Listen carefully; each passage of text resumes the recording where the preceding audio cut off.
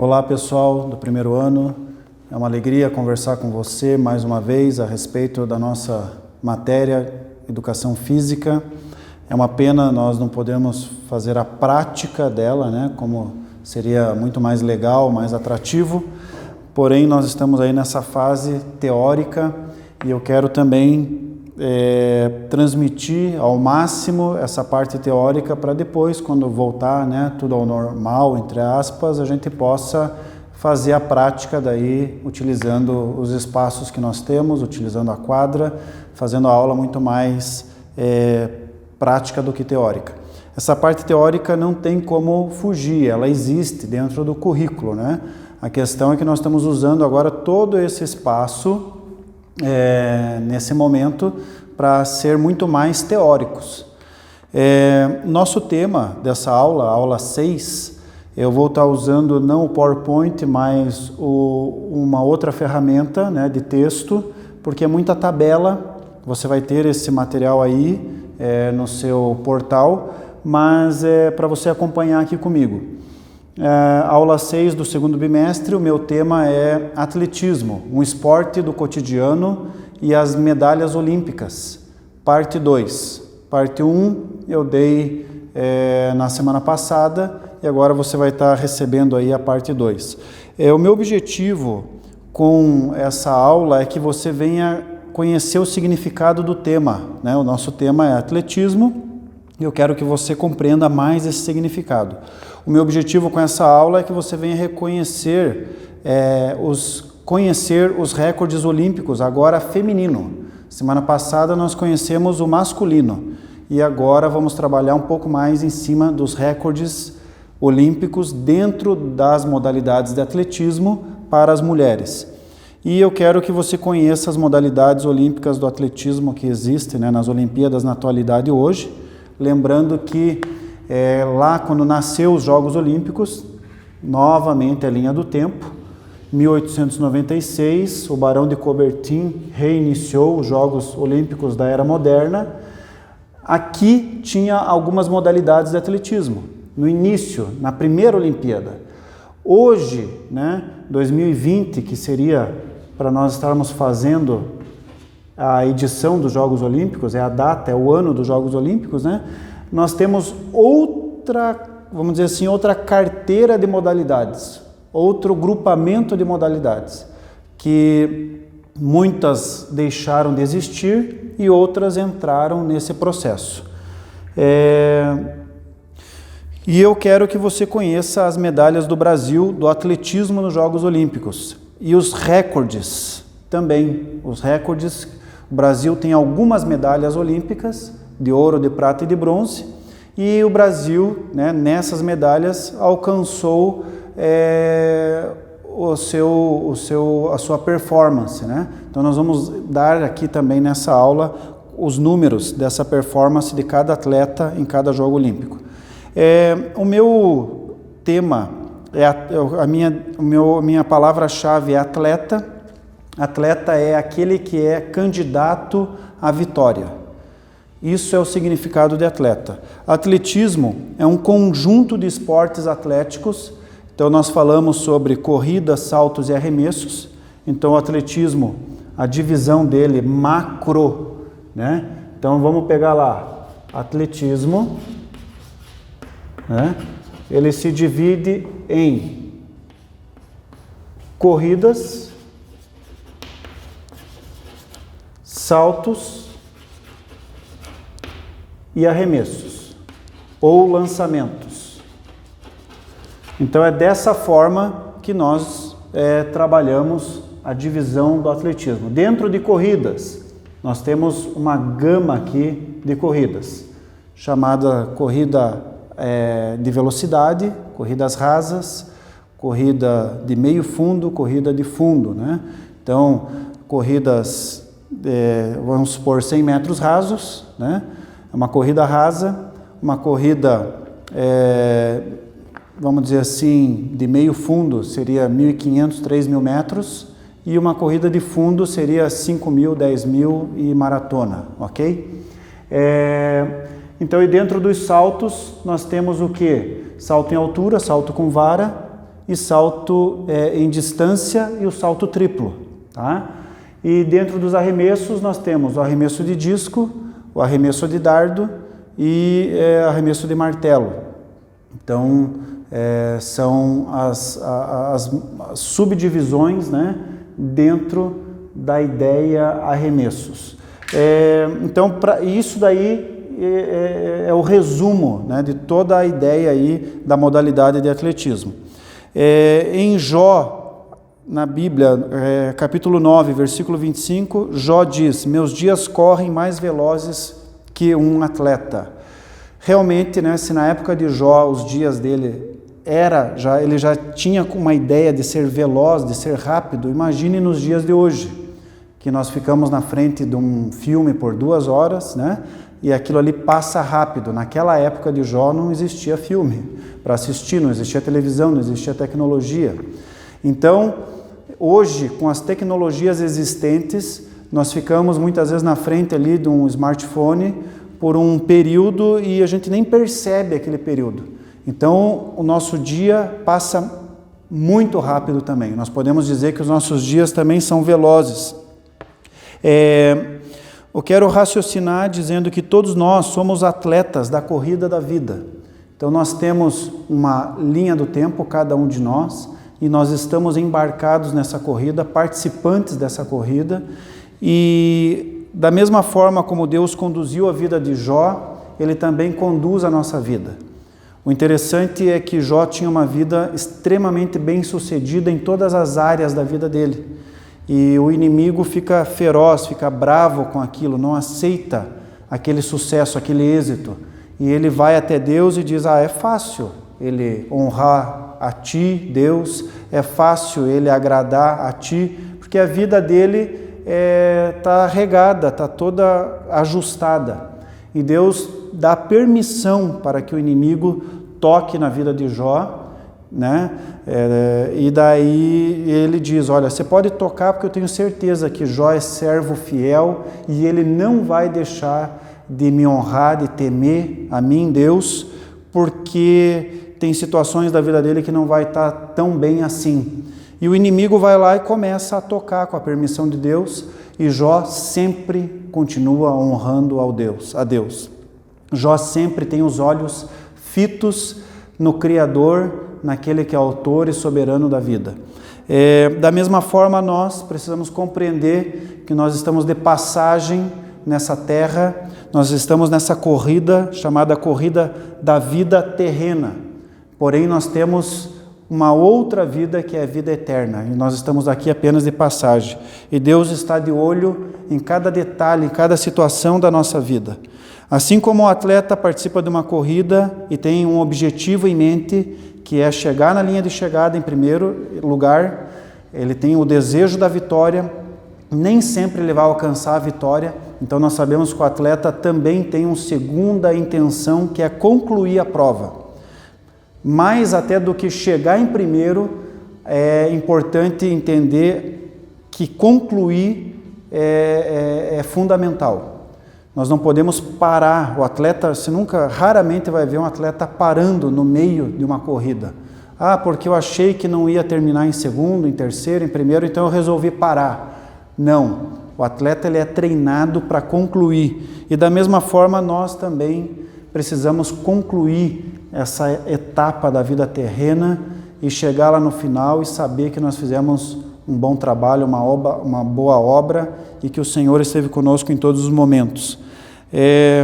Eu quero iniciar nesse primeiro ponto aqui nosso, que é as modalidades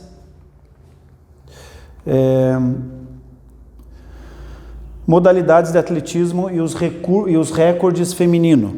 Então, quais são as modalidades? Eu fiz ali uma legenda onde essas provas com esse retângulo mais espesso são as provas que possuem diferença entre masculino e feminino, ok? Então, já tinha falado isso na aula anterior, eu quero só relembrar que é por isso que tem esse retângulo mais espesso, essa moldura, né, na minha tabela. Tenho aqui uma curiosidade. Nós estamos falando que os Jogos Olímpicos, ele nasceu com um objetivo sublime, mas ao longo dos anos, os países, por querer vitória a todo custo, eles começaram a sair do jogo limpo e ir para o jogo sujo. Mas esse jogo sujo é um jogo oculto, que nós não percebemos, não vemos, e eu estou falando isso para você com muito cuidado, porque nós gostamos de ver, né, Copa do Mundo, nós gostamos de ver as Olimpíadas, tanto de verão quanto de inverno, gostamos de ver lá os Jogos Paralímpicos, e eu digo para você, continue apreciando, continue vendo, mas eu quero abrir um pouquinho os teus olhos e dizer para você que por trás de todo esse evento esportivo, infelizmente, existem os jogos de interesse, os jogos políticos por trás, aonde o ganhar a todo custo faz com que a gente seja insensível. Existe uma insensibilidade que acaba sendo não tão boa, não tão benéfico, né? Então, em 1912, nós já vemos uma situação... Desculpa, não é 1912, me perdoe, outra data. Já chego nessa de 1912. 1912 é a associação, foi a fundação da Associação Internacional de Federações de Atletismo. Então, 1912... Confundi a data aqui. Foi a fundação da Associação Internacional da Federação de Atletismo. Essa é uma informação importante porque quando nasceu os Jogos, todas as confederações, Confederação de Atletismo, Confederação de Ginástica Olímpica, Confederação de Vôlei, Confederação de Basquete, elas foram surgindo na sequência. Não existia as confederações. Então, nasce as confederações a partir do nascimento dos Jogos Olímpicos. Então, nasceu ali o COI, que é o Comitê Olímpico Internacional, e na sequência do COI, nasce as confederações. As confederações, elas são nacionais, ok? Nacionais. Abaixo das confederações nacionais, nós temos a federação, que elas são estaduais. Então, por exemplo, para um atleta chegar numa Olimpíada, ele primeiro passa pelo crivo de uma confederação nacional, de uma federação nacional. Mas antes dele chegar na nacional, ele passou pelo crivo da federação. Então, o que é esse crivo? São as modalidades que ocorrem. Então, eu sou atleta de 100 metros rasos. Então, primeiramente, eu tive uma marca que me destacou no meu estado. E essa marca trouxe um destaque para mim e me levou para uma competição nacional. E daí na competição nacional eu consegui um destaque também, e esse destaque foi tão alto nessa competição nacional que ela me leva daí para a Olimpíada, ok? Ela me leva para a Olimpíada. Então, em 1912, fundou-se aí a Associação Internacional de Federações de Atletismo, com sede central de Londres. A associação é o organismo reitor, né, das competições de atletismo em escala internacional. Então aí para você ter uma noção, né, estabelecendo aí, é ele que estabelece as regras oficialmente, as melhores marcas mundiais obtidas pelos atletas, é a confederação que cuida disso. As provas femininas, elas começaram a ser disputadas em Amsterdã, em 1928. Então, nasceu as Olimpíadas, nasce a Confederação Internacional de Atletismo, 1912, e em 1928 as mulheres começam a competir nas Olimpíadas. Então, aí começa aí toda tudo aquilo que estava sendo feito com os homens, cuidando ali dos recordes, de como que seria, da formatação, né, das competições masculinas. Agora existe toda uma formatação para as competições femininas. Ao longo da história, algumas provas foram incluídas e outros deixaram de existir, né? Segue abaixo aí os recordes masculino e feminino. O recorde masculino nós já tratamos na aula anterior, agora eu quero trabalhar um pouquinho em cima dos recordes feminino. E eu quero fazer uma comparação. Então, olha, 100 metros rasos das mulheres, 10,62. Quem que foi? Florence Joyner. Aonde que foi? Em Seul, em 1988. Então essa é a marca dela, né? Aonde que foi? Em Seul. Ela é atleta de qual país? Ela é atleta americana, tá? Ela é atleta americana. 10,62 em 100 metros rasos. E os homens, na mesma modalidade, 9,63. Aqui nós começamos a ver, né, a diferença. Os homens têm 30% mais músculo do que as mulheres.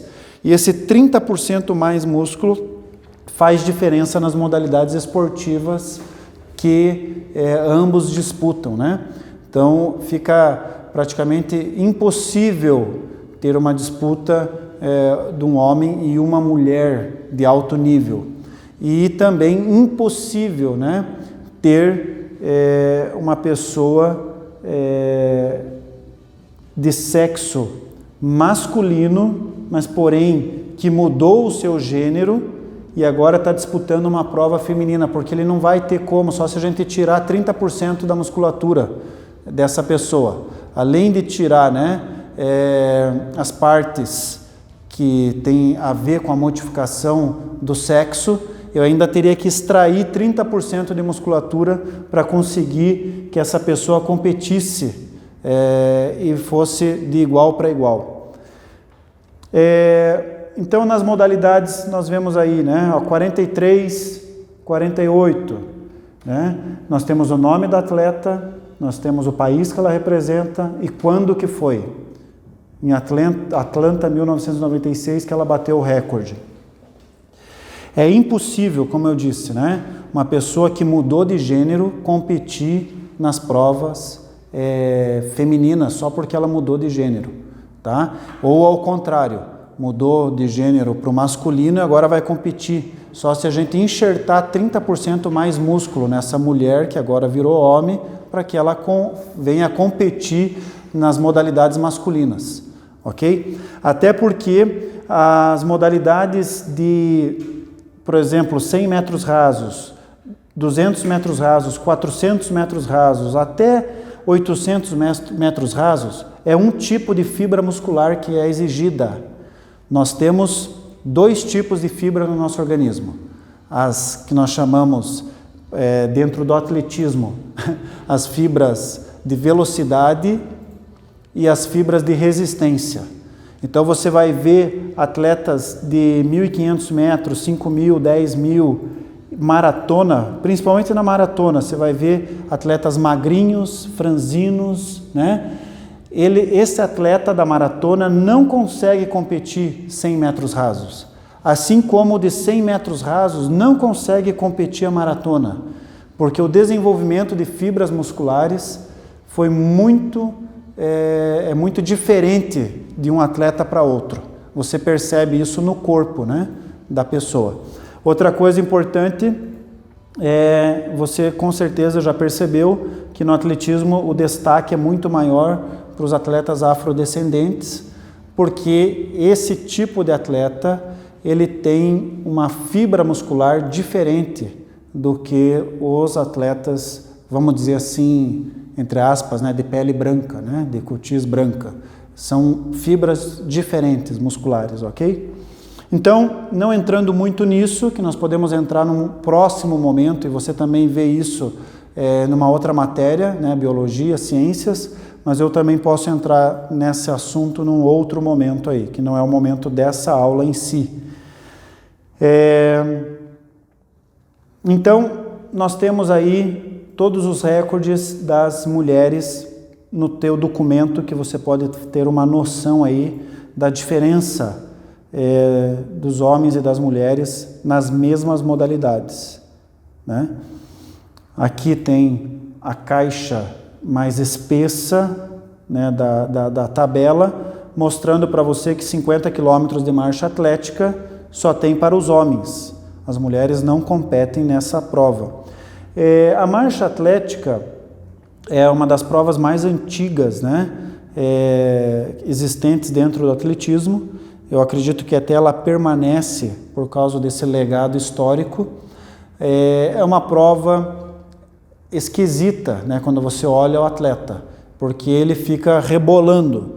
Aquele rebolado que o atleta faz, ele é uma mecânica do movimento para que ele não tire nem uma parte do seu pé, não saia do chão, né? Toda a planta do pé tem que ficar no chão, não pode sair do chão nada, né?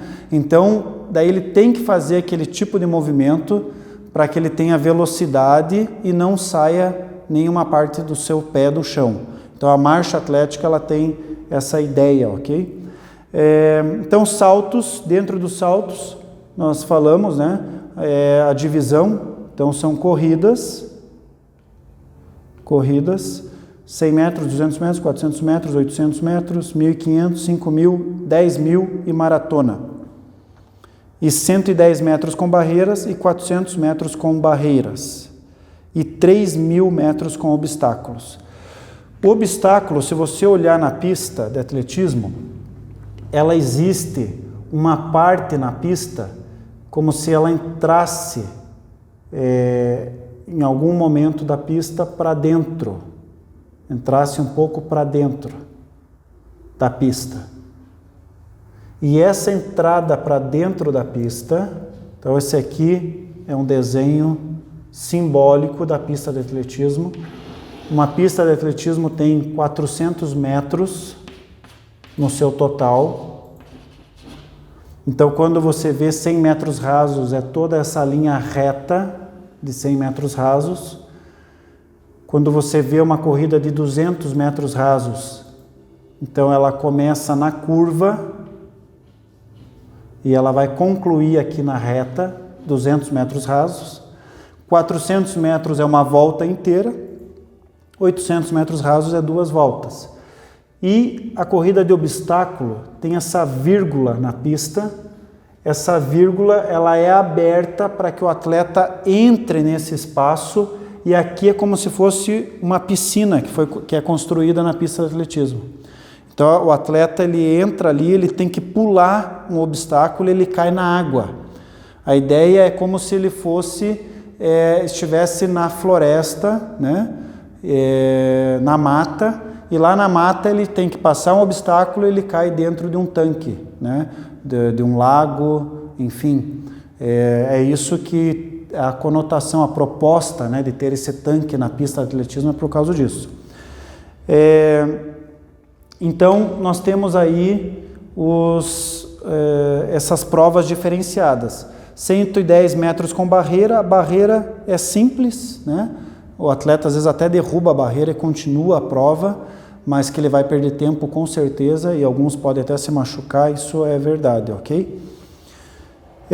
A maratona acontece fora, né, na rua, e o atleta conclui a maratona dentro da pista de atletismo, dentro do ginásio, né, principal. Os saltos, salto em distância, salto triplo, salto em altura e salto com vara. Então são os 4 tipos de salto que nós temos dentro do atletismo. E os lançamentos. Quais são os lançamentos? Lançamento de peso, lançamento de disco, de martelo e de dardo. Tá? E temos para os homens o decátlon e para as mulheres o heptátlon. 10 provas em uma só, o atleta pratica 10 provas, né? como se fosse uma, e as mulheres praticam 7 provas como se fosse uma. Sobre o atletismo brasileiro, o Brasil ele tem 33 medalhas, ele está em 33º no ranking, ele tem ao todo 17 medalhas, tá? 5 de ouro, 3 de prata e 9 de bronze. Vamos dar uma olhadinha, né, nessas medalhas do Brasil. Em 1952, 2 medalhas, uma de ouro e uma de bronze. No salto triplo, 16 metros o nosso atleta pulou e 22 centímetros. Vamos observar qual que é o recorde hoje desse salto. Deixa eu pegar aqui para ficar mais rápido. Nós temos o recorde atual do salto triplo. Masculino é 18,09 metros. Então a diferença é enorme, né? Mas também a data, né? Olha, mais de 70 anos. Então, quanta técnica já foi feita, né? Quanto anabolizante já foi, já foi visto, revisto e tomado pelos atletas. Mas é isso mesmo, é assim, né? Toda a tecnologia científica por trás para amparar esse atleta para que ele consiga pular 2 metros a mais do que ele pulava na década de 50. É muita diferença. Cada centímetro e cada segundo no esporte, no atletismo, de alto nível, é muita diferença. Em 1956, nós temos aí o Brasil disputando a Olimpíada de Melbourne. O Brasil ele foi medalhista de salto triplo, novamente, tá? Saltando 16 e 35. No México, o Brasil teve medalha de prata no salto triplo, outro atleta, e em 72, esse mesmo atleta de 62, Nelson Prudêncio, ele é medalhista na mesma modalidade em salto triplo. Em Moscou, nós temos Montreal, o João Carlos de Oliveira, também vencedor no salto triplo, e em Moscou o mesmo atleta, ele agora tira a medalha de bronze. Eu quero fazer um destaque aqui, que João teve 2 saltos anulados durante a disputa, pelos fiscais soviéticos, e um deles considerado por analistas internacionais como o novo recorde da época, o recorde mundial. O salto dele foi acima de 18 metros. Mas pelo fato, né, de querer vencer a todo custo, de querer de ser uma guerra em cima dos esportes, ele sofreu, foi anulado, porque eles queriam que um atleta russo naquela época ali fosse o campeão, para ele ter 2 medalhas consecutivas. Mas acabou que o atleta russo não foi campeão e o nosso atleta perdeu a medalha de forma escusa, né? De forma, infelizmente, foi roubado. Essa é a questão, né? Foi roubado. Em Los Angeles, 1984, Joaquim Cruz, atleta de ponta, né? Conseguiu medalha. Joaquim Cruz ele tem 2 medalhas. Ele tem uma medalha de ouro em Los Angeles e em 88 Joaquim Cruz vence novamente a Olimpíada, mas agora ele recebe medalha de prata. E em 88 Robson Caetano ganha medalha de bronze nos 200 metros rasos. Primeiro atleta brasileiro aí a chegar na ponta de uma corrida rasa. Então, nós temos aí um esboço, né, um resumo das competições onde o Brasil se destacou e quais foram os atletas que se destacaram. Você pode ver essas informações depois no vídeo que eu deixei, na aula 5, você vai ver cada atleta desse batendo recorde, como que ele era, como que foi na época, qual Olimpíada que foi, etc. Né? Eu quero dar mais uma informação aqui sobre a pista de atletismo. Então, a pista, ela é aquilo que você está vendo ali na imagem, ok? Como eu já passei para você, ao lado da pista, nós temos o local onde acontece o salto, em distância, o salto triplo, nessa ala aqui é a caixa de areia, né? São 2 caixas de areia, uma de cada lado. Do outro lado, nós temos aonde acontece o salto com vara, tá? Nesse ginásio, né, construído, ginásio muitas vezes a céu aberto, mas pode ser fechado também, né? Nós temos o local onde acontece as corridas de 100 metros rasos, então é esse lado aqui, parte baixa da pista. Nós temos aonde acontece o arremesso de dardo. O interessante é que o dardo, à medida que os anos foram passando, os recordes foram aumentando e o dardo foi atingindo distâncias maiores. Se você olhar na internet, você vai até ver pessoas que até chegaram a morrer por causa do dardo atingir o dardo nas pessoas.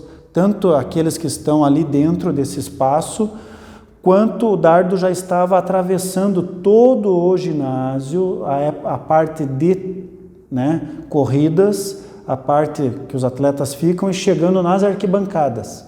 O que eles fizeram? Tiveram que aumentar o peso do dardo.